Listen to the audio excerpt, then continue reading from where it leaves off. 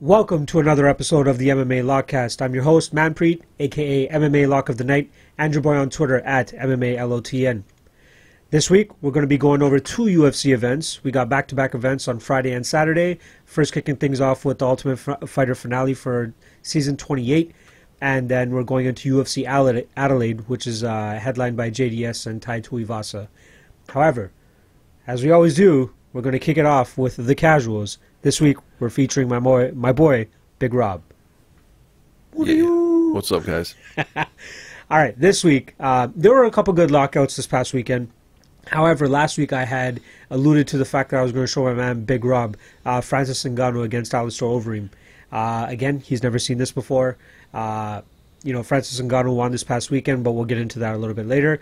But this fucking knockout is, I told you before, it's my buddies and me.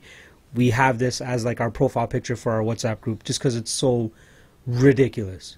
So there's about there's 3 minutes and 42 seconds left in the first round if you guys want to follow along at all. But this is the fucking knockout, man. Okay. Like, look how jacked these are like some of the best heavyweights for sure.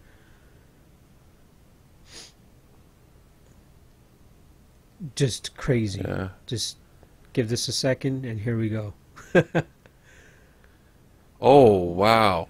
Wow. Look at his toes. Wow. Crazy. That was that guy's first like real big win. Because that Alistair Overeem guy, the guy that got knocked out, Right. veteran since like 2000s. Like he's been around, but this guy's only been fighting for maybe 4 years, 5 years. He's just huge. Some guy found him in Cameroon just like digging fucking holes and shit. No He's way. like, come train MMA. Moved to France, started training MMA, and now he's just knocking motherfuckers out left Oh, and wow. right. Ridiculous. He hit that guy hard. He didn't The even way see it his coming. head snapped back, Yeah. like they're gonna show the replay right now, but like you just see that uppercut land and the guy's head just extend so far back. One of the most vicious knockouts I've ever seen. Look, everybody's standing. Joe Rogan lost his shit too. Everybody's concerned for Alistair Overeem at this point, but like ridiculous. Watch this. Left hand. Boom! Right there. Right on the chin. Right. And his head bounced off the canvas maybe 2 or 3 times. Yeah. Oof. It's so tough. Now, how does seeing it that. work? Like, he can keep hitting him until the ref tells him no? Yes.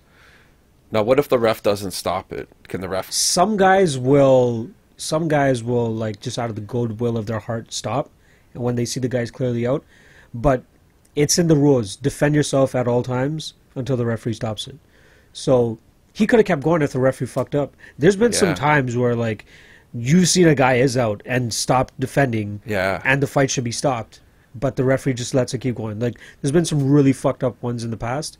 Now he's up, he's good, he's cool. Because it looked like, if you keep getting hit, you can ruin someone's career. He like hit it 5, maybe 6, one. 7 hits. I think he hit you know? 1 or 2 times after he actually got legitimately knocked out. That's what it looked like, one hit after. Yeah, so he got a little bit saved, but it really depends on where the referee is. The referee needs to be in the perfect position to be able to get the stoppage as soon as possible and minimize the amount of damage the guy's actually taking. So fucking crazy. Like I remember seeing that knockout, it just Wow. blew my mind away. This guy's a scary motherfucker. He's the guy. I told you about that parlay that I lost where I almost won $4 grand. Yeah, last So week. he was fighting another guy, and everybody was expecting it to be like a first, second round knockout, and they just stared at each other and throw like maybe 20 punches altogether. Crazy. Wow. So yeah, that's pretty much the casuals for this week. It was Alistair Overeem against Francis Ngannou. Hopefully we have a crazy good knockout this coming week so I can show Rob and hopefully Robbie Woots next week something as well. But yeah, I fucking love doing this, man. Yeah, man. Yeah, you're talking a little bit more. You're getting a little bit more comfortable over there, and I like it. All right. So this past weekend, we had what was supposed to be one event turned into 2 events. I had UFC Beijing. I had Curtis Blades to defeat Francis Ngannou. That was my lock of the night play. However, it only lasted 25 seconds. That's all Francis Ngannou needed. You know what I mean? We knew if Francis Ngannou was to win, all he had to do was just go in there and, knock him out within the first round and a half. I told somebody on Twitter, I'm like, if this fight goes past 1.5, most definitely, it's going to be a Curtis Blades win. However, it only lasted 25 seconds. So, that's all Ngannou needs. If he lands on you, he's going to hurt you, he's going to rock you, and if he can follow up properly, he's going to finish you as well. People might say this because I'm a little bit biased. I felt like the fight could have gone a little bit longer, but it is what it is. I'm not going to complain about it. I took the L like a man, pretty much. And even my dog of the night play shit the bed. I had Alex Morono against Kenan Song to go under 2.5 rounds. However, both of their durability was, up to par, as well as Kenan Song. He wasn't as aggressive as I thought he would be in terms of countering Alex Morono when Morono was coming in with those winging hooks, which is what I expected him to do. I just felt like Kenan Song would be slightly more aggressive and maybe even get the finish as well. So, unfortunately, that lost. Curtis Blades lost. That was minus 6.5 units in the morning. And then I saw a couple lines for the Tito Ortiz and Chuck Liddell card, and I'm like, okay, you know what? I might actually tackle this. I felt like I thought too much about some of the bets on UFC Beijing. I may have overthought a couple of the bets. One for sure, you guys can call bullshit on this if you want, but I was really leaning Rashad Coulter. A lot of people were shitting on Rashad Coulter, saying fade Rashad. I was on the fade Yazong train. I mean, I thought Yazong is probably the worst heavyweight in the division. But if you're going to play that fight, you're probably going to go with dog or pass, considering both guys are really fucking shit. So, Rashad Coulter was one that I was thinking about. Alex Morono was another bet I was thinking about as well. As just, I thought, again, that Kenan Song was just going to be more technical and more crisp with his counters, but he wasn't. So, minus 6.5 units on UFC Beijing. However, we came back in the night and we had Tito Ortiz and Gleison Tibau. Tito Ortiz was my lock of the night play. I had him actually inside the distance at minus 160. So that hit, thankfully, that was probably the easiest bet of the year. But again, there's always some cautionary tales or some caution that needs to be taken when you're betting on guys that are 48 and 43 years old. And also when you're betting on guys like Rashad Coulter and Haozong or Yaozong, whatever the fuck that guy's name is. He's probably cut now anyway. So I hit on Tito Ortiz inside the distance, minus 160. And then I also made my first ever, kind of had to have a little bit of fun with this, my regular bet of the night, my first ever regular bet of the night. I made a 3-unit play on Gleison Tibau. I was very confident in him, but not confident enough to lay down my whole max bet or lock of the night type money. It's just his age that is a little bit skeptical at this moment, and he was clearly back on the good stuff. I mean, these guys not being in the UFC anymore, there's no more strict drug testing, or they don't have to worry about USADA showing up at their place at 4 a.m. anymore, and Gleison Tibau is able to just fucking so he looked, it was a close fight. It was a closer fight that I expected it to be. But it is what it is. We got the win at the end of the day, and that's what matters. So I think at the end of the day, we were minus 1.23 units. That's including the Tito Ortiz, Chuck Liddell card, and UFC Beijing. So my day could have ended up much worse, which was minus 6.5 units. However, I needed to act on those lines. I was very confident in it, and voila, it paid off. So minus 1.23 units for this past weekend, and this weekend we're steaming right into it. I don't have any official plays yet. I'm still actually taping some of these fights, and I'm seeing where the odds are going. They just got released a day or two ago, so they're still being released on most books. So I'm not rushing anything, but very intriguing fights on this card from both cards. So we're actually going to be starting off with the Usman and RDA card, which is the TUF 28 finale, which goes down in Vegas, I believe.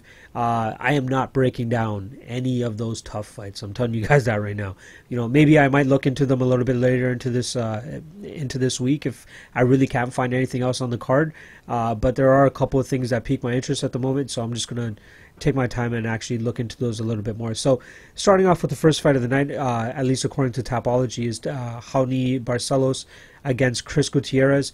Raoni Barcelos is a guy that I'm really high on. I know my man Warrior Bet MMA is huge on him as well. This is actually going to be his first fight down at bantamweight, so that's going to be something interesting, or a little bit of an interesting spin going into this fight. I thought he was a huge 145er, and now he's going down to 135, so it's going to be interesting to see, one, if he makes the weight, and two, how much that's actually going to deplete him from his actual performance. So he's coming off an uppercut victory over Kurt Holloway, which was just a fucking massacre of a fight. Great fight. Both guys were throwing fucking haymakers at each other all fight. However, Raoni Barcelos is the one that comes out on top, and he pushes his UFC streak to 1-0 in that fight. In this fight, he's going up against Chris Gutierrez. Not too familiar with him. He's coming off of 3 straight wins. His last loss was to Gerard Sanders, who had a pretty shitty run in the UFC. He fought in the LFA in his last fight, but I think he has his work cut out for him against Raoni Barcelos this time around. And Barcelos is roughly a minus 500 favorite last time I checked. So unless that line comes down significantly, I'm probably going to pass on this fight. Fight doesn't go to decision is probably something I'll look at. I think I saw last time minus 280 or so. That's a little high, but again, if I can't find anything else on the card, it's something that I'm going to have to consider. Next fight, another very chalk heavy fight. Tim the Dirty Bird Means against Ricky Rainey. Tim Means, UFC vet. He's been around for a while now. Unfortunately, he's coming off of 2 straight losses to Sergio Moraes and Bilal Muhammad. Both split decision losses, very close fights. Probably could have given him the Bilal Muhammad fight. But in this fight, he has a guy in Ricky Rainey who could probably get a very easy win against. Ricky Rainey is coming off a TKO loss to Muslim Salikov. He beat a UFC vet in Mark Stevens. But when he fights guys that have better striking, are a little bit more fluid, and are able to keep the fight on the feet, it's going to be a tough night for him. He's lost to strikers like Diego Lima, Michael Venom Page, Chidi Njokuani. So I don't know if he's going to be able to implement his grappling or anything like that against Tim Means. I think Means is just going to be too dirty for him, pardon the pun on his nickname. But I think he's going to be able to just mess him up with some elbows, work in the clinch while staying away from the takedowns. And I'm going to take Tim Means by stoppage, probably second round. But the odds are just way too wide on this fight to even put it into a parlay, in my opinion. So I'm staying away from that fight personally. Maybe a poke at the fight doesn't go to decision if it's at a nice plus money, but even that, I'm staying a little bit away from that. Moving on to the next fight is Roosevelt Roberts against Darrel Horcher. Again, we're going through fucking 24 fights on this podcast, so I'm going to just blast through a couple of them. I'm going to take Darrel Horcher by knockout in the second round. He's had a tough run in the UFC just off of the Khabib Nurmagomedov and Scott Holtzman fight, so he should be able to get back on the winning track after this fight against Roosevelt. Next up, Joseph Benavidez against Alex Perez. Unfortunately for Joseph Benavidez, he was supposed to fight Ray Borg a couple events ago, and then Borg, his bad luck just keeps stringing along with his son to injuries. Just complete. Even his opponents sometimes were pulling out as well last minute. So in this fight, Joseph Benavidez goes up against somewhat of a veteran, 21-4 Alex Perez, who's coming off a great win over Jose Shorty Torres, where he lit him up in the first 3.5 minutes. Before that, he beat Eric Shelton, but he's going up against a really tough veteran in Joseph Benavidez this time around. I bet on Joseph Benavidez in his last fight when he fought Sergio Perez. Did not look like himself, in my opinion. He looked like a step slower, but he was coming off a pretty significant layoff as well, if I'm not mistaken. I think he was off for about 2 years or so. So he fought Henry Cejudo back in December 2016, came back and fought Sergio Pettis in June 2018. So roughly a year and a half he was off. And now he's trying to bounce back against Alex Perez. So Joseph Benavidez needs to be able to tap into his to the potential that we've always saw him achieve. He has a great overall game. He can get the takedowns. He has good enough striking, good enough volume as well to be able to pull away some of these judges' decisions. But against a guy like Alex Perez, he's going to be dealing with some heat on the feet. Perez throws with some fucking heat, and he could tag Joseph Benavidez, and this many fights into his career, which this is going to be his 30th fight or 31st fight. Who knows if his chin issues might catch up to him, and Alex Perez might be the guy that actually fucking brings it out of him. I've seen that betting line go up and down, and it's been a fucking roller coaster. But even myself, my mind and my thoughts on this fight have been a roller coaster as well. And I'm not confident enough to actually bet on it, so I won't be betting on this fight. But I gotta go with Joseph Benavidez. I think he got his feet wet when he came back and fought Sergio Pettis off that 1.5 year layoff. I think that he's going to be able to go back to being that Joseph Benavidez that just ekes by on these decisions. And I think that he stays away from the power shots. He has still pretty good movement. I mean, he got hit a couple times by Sergio Pettis, but I expect him to show us that Joseph Benavidez that we've always known. Maybe not championship level or contender level, but enough to beat a guy like Alex Perez. So I'm going to take Joseph Benavidez by decision, but I wouldn't be absolutely surprised if I saw Alex Perez somehow, put that chin on notice and put him out. So my official pick, though, is going to be Joseph Benavidez by decision. Next fight, we got Kevin Aguilar, former LFA champ, against Rick Glenn. This fight, I believe, was actually supposed to be Kevin Aguilar against... This fight there's been a couple of guys that have dropped out. Rick Glenn's taken this fight on short notice. He's coming off a split decision win over Dennis Bermudez in his last fight.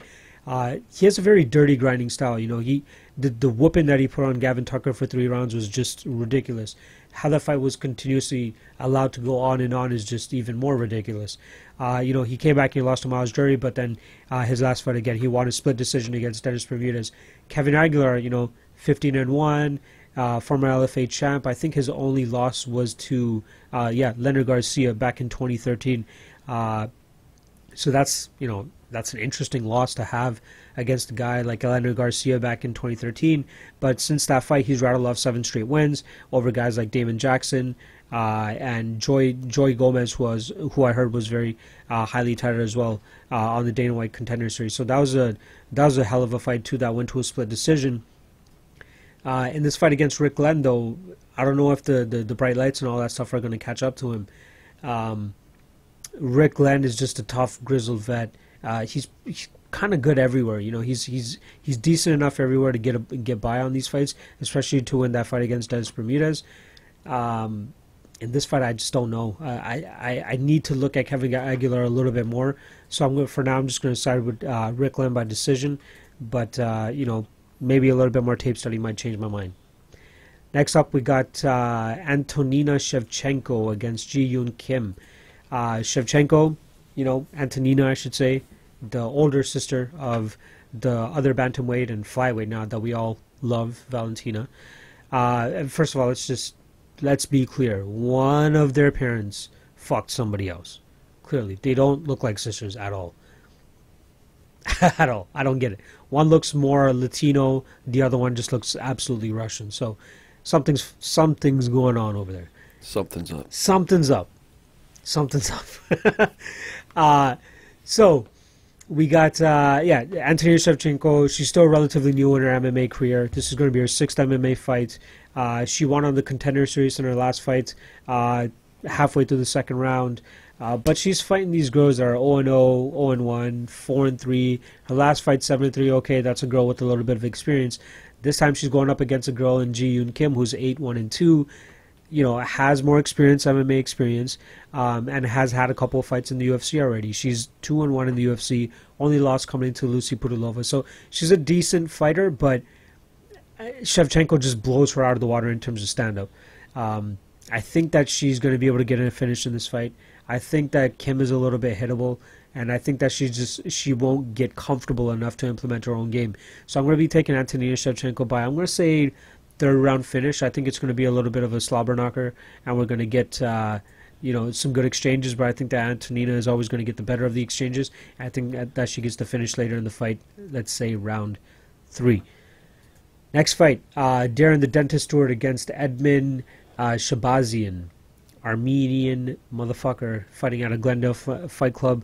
Who knows? We might see Edmen in the fucking corner this time. It's been so long since we'd seen Tarverdian in the UFC vicinity even. I think he's just been focused on boxing. I'm not sure if he even has any more UFC fighters on the roster, but Edmen might be that guy. So Edmen coming into his 7th pro MMA fight, 6-0 currently.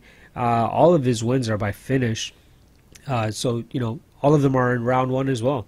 There's very minimal tape that's actually out there for him, but he's getting all these finishes by head kicks, punches, TKOs, KOs, ground and pound in his last fight and Dana White Contender Series.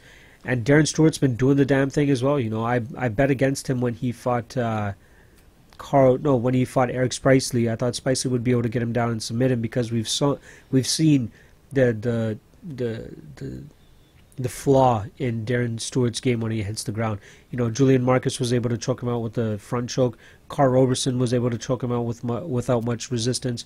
But he's come back and looked great, man. The Charles Bird and Eric Spicely fights were really good for him. He got finishes in both of those fights. The elbow that he hit Charles Bird with was just ridiculous. I bet that fight did not go to decision, and goddamn, of course it did not go to a decision. Those guys were throwing bombs all fucking fight.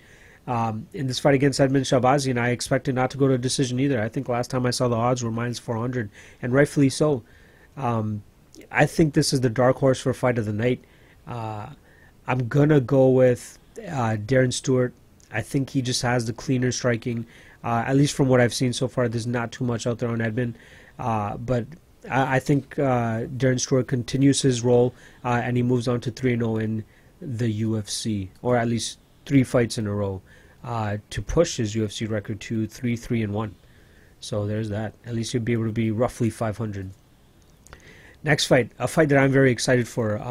I think it's a great fight for the bantamweight division. Pedro Munhoz against Brian Caraway, Brian Tate, whatever you want to call him. You want to get that one? I'm sorry. He had a more famous wife that was like in MMA, that would always fight Ronda Rousey, and he was always known as her boyfriend. So everybody would call him Mrs. Tate or Mr. Tate, which is fucking hilarious. And then she dumped him. Oof. And then had a baby with another guy after like a year. Whoa. And they were high school sweethearts. That's wild. These bitches, eh? These fucking bitches. Anyway. There's more going on there than we know. Exactly. We know about. Something's going on. Poor Brian Caraway. He's a little pussy anyway. Like he's a little emo fuckhead, but I hope he doesn't watch this. Anyway, Pedro Munhoz against Brian Caraway. I love Pedro Munhoz. He cashed for me in his last fight against Brett Johns. He had so many chances to finish that fight, in my opinion. He tore up Brett Johns' legs with those leg kicks. But, you know, Brett Johns stuck around. That Welshman just would not go away. And Pedro Munhoz ended up coming away with the decision in that. However, it could have just as easily been a stoppage if he just pushed it a little bit more, or just went for a little bit more leg kicks.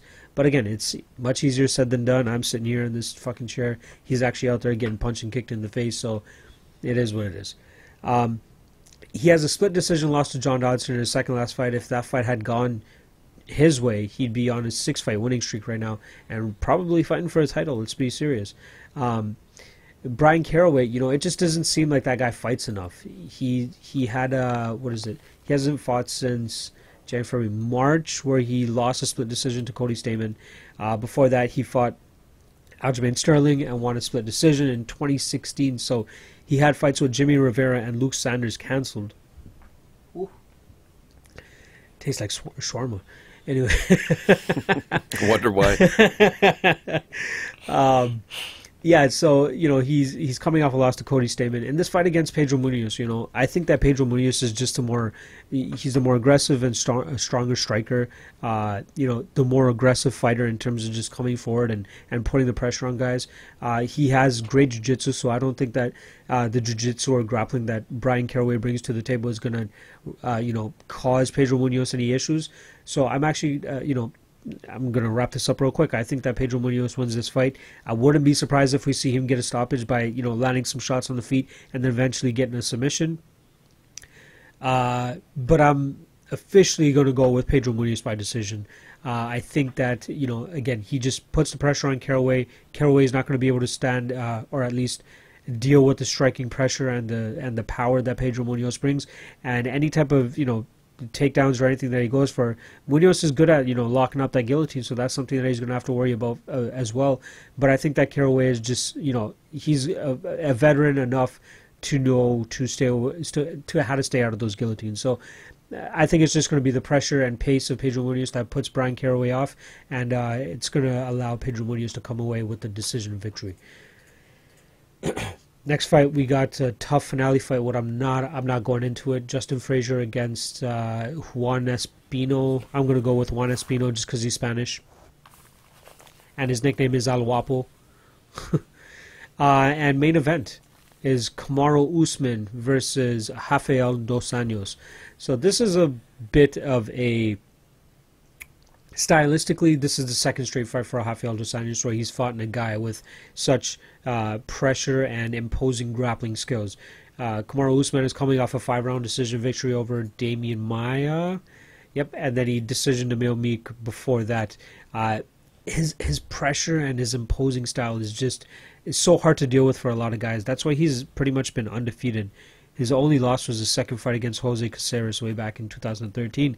But since then, he's rattled off 4, 8, 12, 14 straight wins. And now he goes up against RDA in probably what is a #1 contender match, which is weird for RDA. You know, he always finds himself up there. He cemented himself as one of the best lightweights out there when he became the champion. But coming back up to welterweight, you know, he won 3 straight fights, Tarek Safadine, Neil Magny, Robbie Lawler, and then ran into Colby Covington. That style that Covington brings is something similar that Kamaru Usman is going to bring too. You know, he rocked Damian Maia in the fourth round, so I don't know if cardio is going to be that much of an issue for Kamaru. And as long as he can bank 3 of those rounds, I think he's well-versed enough and savvy enough to be able to stay away from the striking advantage that RDA is going to have. And I think that he's going to be able to get the fight down pretty much at will after the 1.5 to 2 round mark. So the -300 or -350 that I've been seeing for Kamaru Usman is just absolute and blatant disrespect for RDA. I would consider betting RDA if he got up to about +300, +350, but I'm personally and officially picking Kamaru Usman to win this fight by decision.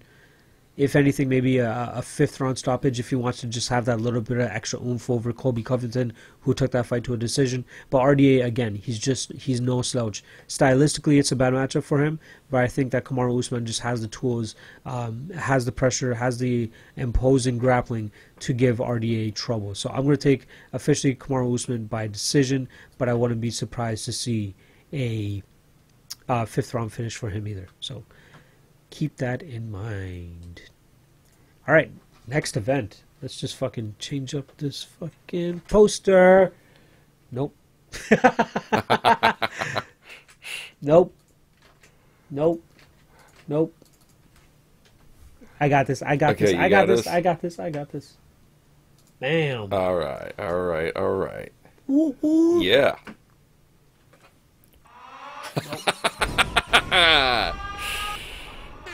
Yeah. That's what I was doing. That's what I was going for. Love it. Love it. Fucking whatever. It's all good. Anyway, UFC Adelaide going down the day after the Ultimate Fighter finale. It's going to be going down from UFC, not UFC. It's going to be going down from Adelaide, Australia. I think it's going to be super early for everybody who's down in Australia. However, we get it at prime time, regular time, Saturday night, 10 p.m. Eastern. Main card kicks off. There's a bunch of good fights on this card, man. Over those 2 days themselves, if you just consolidated it and took out some of the bullshit fights here and there, you're going to get a relatively good card, or a solid Fox card at least, if you want to call it that. So, goddamn, fucking. Anyway, so I'm going to rattle through a bunch of these fights. It's going to be pretty quick due to the fact that some of these fights are just bullshit, and you know, running a little bit short on time, but it's all good. First fight of the night, Damir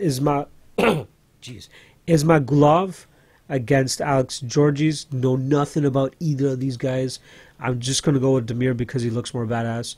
I will be taping that fight later this week, though, if I can't find anything on the UFC Adelaide card, but there are some things that I will point out on this card that I'm really interested in, and I might bet. Salim Tahuri against Keita Nakamura. I'm going to take Nakamura by decision. Next fight, we got Elias Garcia against Kai Kara France. This is one of the fights that I'm actually eyeing. I really like Kai Kara France. It's unfortunate that he, you know, couldn't make it through the Ultimate Fighter house. I lost to Alexander Pantoja in his second fight in the house, and then wasn't really brought back to the UFC. He went on to lose his next fight to Tetsumitsu Wada in Risen. But then since then, he's rattled off 5 straight wins for WLF Wars, and then some company named Glory of Heroes. But this fight, he fights Elias Garcia, who is 6-1, coming off a loss to Mark De La Rosa back in July. I think that Kai Kara France, just from the minimal tape that I've done thus far, I think that Kai Kara-France is just a better overall fighter. He has 17 wins. He has a total of 24 fights, whereas Elias, I don't know why I always want to think of Theodoro, but whatever. Elias Garcia only has 7 fights, or this will be his 7th fight. I just, from the minimal tape that I've seen, I think Kai Kara-France just has the better overall game. Might be able to get the submission in this fight too, but I wouldn't be surprised to just see him outpace and pretty much outgrind Elias this entire fight. So I want to take Kai Kara-France by decision. My method of victory may change over the next couple of days, but I'm going to stick with Kai Kara-France by decision. Next fight, Christos Giagos against Mizuto Hirota. Hirota's been around the block. He's 37 now. He has over 29 fights. This is going to be his 30th fight. He's going up against Christos Giagos, who's been in and out of the UFC, coming off a loss to Charles Oliveira in his last fight. Tough out. Charles Oliveira is a bad motherfucker. So not much you can take away from from Giagos there. And I think that Giagos is actually kind of live in this fight too. So, I can't really put my finger on how I think Giagos is going to win. I'm going to say decision, but I think that he just, he's the more athletic and explosive guy out of the two, and I'm going to be going with Giagos. Plain and simple. Next fight, Wilson Hayes against Ben Nguyen. Wilson Hayes, another guy. I talk about a guy who's been around the block. This is going to be his 32nd fight. He's coming off of 3 straight losses: John Moraga, Henry Cejudo, and Demetrius Johnson. So that's not bad company. But you got to beat a guy like John Moraga to be able to, keep your ranking within the top 10 or top 15 even of the flyweight division, which is going to be a baller soon. But that's a story for another podcast.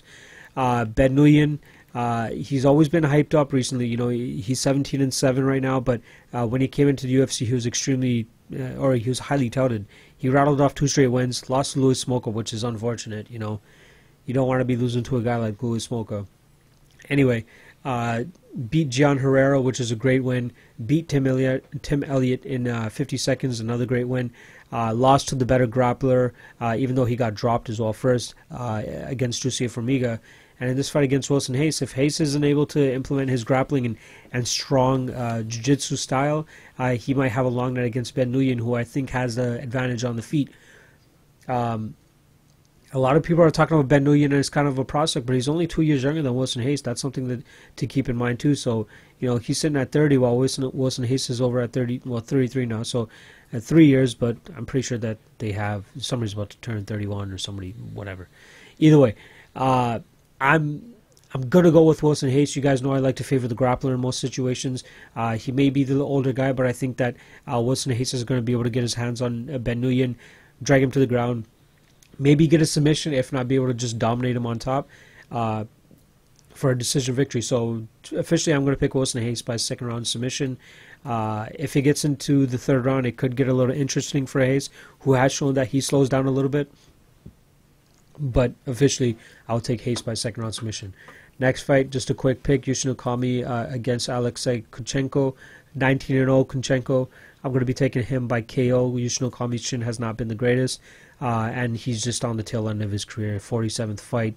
Went over Diego Lima in his last fight, but Lima just sucks balls.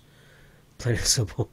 Next fight, another quick pick: Sodiq Yusuff against Suman Mokhtarian. Suman Mokhtarian's brother was actually supposed to fight Kai Kara-France, and I was more than likely going to bet Kai Kara-France up to minus 350. Yes, I said that. Up to minus 350, I would have picked KKF to beat Ashkan Mokhtarian, because that guy fucking sucks. So Sodiq Yusuff looked great on the Dana White Contender Series. I think that he gets a knockout here in this fight against Suman Mokhtarian, who just 8-0, but questionable competition up until this point. Jim Crute against Paul Craig in our next fight. Crute coming off a 1st round KO over Chris Belcher in his last fight for the Contender Series, whereas Paul Craig pulled off the Hail Mary of all Hail Marys, getting beat on for 14 minutes and 59 seconds, or I should say 14 minutes and 50 seconds, latches on a triangle choke and gets a tap within 8 seconds or so. So, big win over Magomed Ankalaev. However, probably not the way he wanted in terms of how the rest of the fight went. But in this fight against Jim Crute, I think he has his work cut out for him. And I think we see another Paul Craig getting finished. So I think that Jim Crute gets the 1st round TKO. Next fight I'm very interested in, due to the fact that Jake Matthews looked great in his last fight. We got Jake Matthews against Tony Martin. Fuck you, Tony. I'm going to call you Tony Martin. That's how you started your UFC career. You can't just 3 or 4 fights into the UFC be like, hey, my name is now Anthony Rocco Martin. I get it. You're Italian. That's cool. And you want to, touch your Italian roots and all that shit. But you can't be changing your name a couple fights into the UFC. So Tony Martin against Jake Matthews. Jake Matthews looked great in his last fight against Shinzo Anzai. Pretty much everybody and the mother called that fight. Beat Li Jingliang in the fight before that, and that's the fight that kind of really put Jake Matthews back on the map for me. Before he lost to Kevin Lee and James Vick, I was kind of high on the kid. There was a lot of hype going on about him too, but running into guys like James Vick and Kevin Lee, and even the Andrew Holbrook fight was kind of a shitty loss for him. But he's bounced back with wins over Boyan Velichkovic, Li Jingliang, and Shinzo Anzai. Like I was saying, Li Jingliang fight, great performance from him. Really showed a really polished MMA game. He showed he was much better, in my opinion. It was only 4 months or 3 months since his Boyan Velichkovic fight, but in my opinion, he showed such a huge amount of growth. From the stand-up to the grappling to the transitions. Pretty much to everything. In this fight against Tony Martin, he's going up against another guy who's very polished, older than him, maybe a little bit stronger than him, but I think that Jake Matthews has made the improvements and the progression that you want to see from a young fighter, to give a guy like Anthony, I'm not calling him Anthony, to give a guy like Tony Martin, fits. So I'm going to take Jake Matthews by decision. I think that he just makes it a grinding fight. I think he just pretty much wears on Anthony Martin. Fuck you. He's going to wear on Tony Martin and get the decision victory. Next fight. You know what? I think the Shogun fight's the co-main event, so we'll go into that one after. So next fight is going to be Mark Super Samoan Hunt against Justin Willis. Justin Willis is coming into the UFC and trying to pull off these victories and try to become like the next DC. I've heard those comparisons before. I don't think that they're valid. He beat Chase Sherman in his last fight. He knocked out Alan Crowder in the fight before that. He's been around. He's rattled together 3 straight wins in the UFC, and not many people know about him. He's really only getting Mark Hunt because, one, this fight's in UFC Adelaide, and Mark Hunt wants to be on the card, and Mark Hunt has fought and or gotten locked out by most other guys, and even got stopped by Alexei Oleinik in his last fight. So, relatively quick turnaround for Mark Hunt. 2 months later, since getting choked out by Alexei Oleinik, I think he knocks out Justin Willis. I think he's just going to have some fits trying to get Mark Hunt down, and Mark Hunt just lands a bomb and puts him out. I don't think that Justin Willis has fought a guy that has the power and that just fucking that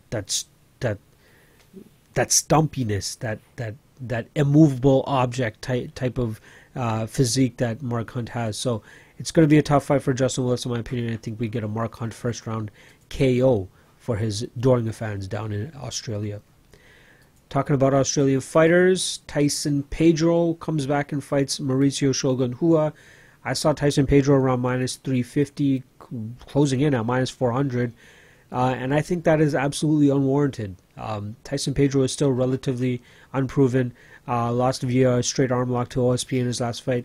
Lost a decision to Ilir Latifi, but wins over guys like Khalil Roundtree, who has, we've seen he's shit the bed before. Paul Craig, another guy who's probably not the best out there, and Saperbeg Safarov, which is just another horrible fighter. Mauricio Shogun might be over the hill, and I believe he got knocked out by Anthony Smith in his last fight. I just don't. You can't trust a minus 400 like Tyson Pedro against a guy, especially if this fight's going to stay on the feet. Shogun could easily clip him, knock him out, turn it into a war. Pedro might have the power to put him out, especially with Shogun's chin just being so fucking rocked nowadays. But, Shogun got knocked out by OSP back in 2014. Since then, he only got knocked out by Anthony Smith back in July. But, he showed a good chin against Gian Vellante. He showed a good chin against Corey Anderson. He showed a decent chin against Antonio Hajiro Nogueira. I just can't trust Tyson Pedro, man. I like the guy. I think he's great. I think if he can string together a couple wins and and do some good things in the UFC, I think he could be a big star. He has the look, he has the personality. You know, he's a fun guy to interview and stuff, that at least from all the interviews I've seen. So I got to go with, at the underdog price, I'm probably going to go with Shogun. And if he hits plus 400, I'm probably going to lay a little bit of dog money on him. So just keep that in mind if you guys are considering what I'm, or if you're thinking about what I'm considering for my plays. So official play is going to be Shogun by first round KO, just due to Tyson Pedro just having some bad fight Q at times. Main event time. We got Junior Dos Santos against Tai Tuivasa. Junior Dos Santos coming off a decision victory over Blagoy Ivanov back in July. Before that, he got knocked out by Stipe Miocic.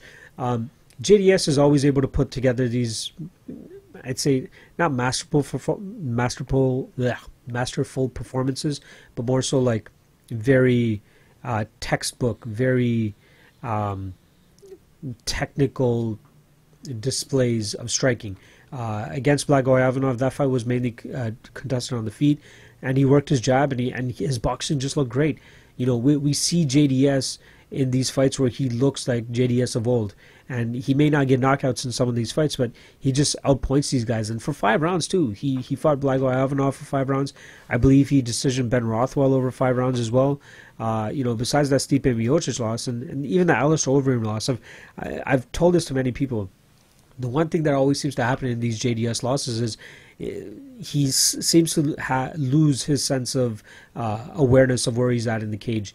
He'll keep backing up, and then he might just run into the cage. And that's when guys like Alistair Overeem and Stipe Miocic are well versed enough to follow up on things like that and land on JDS where he has no room to move.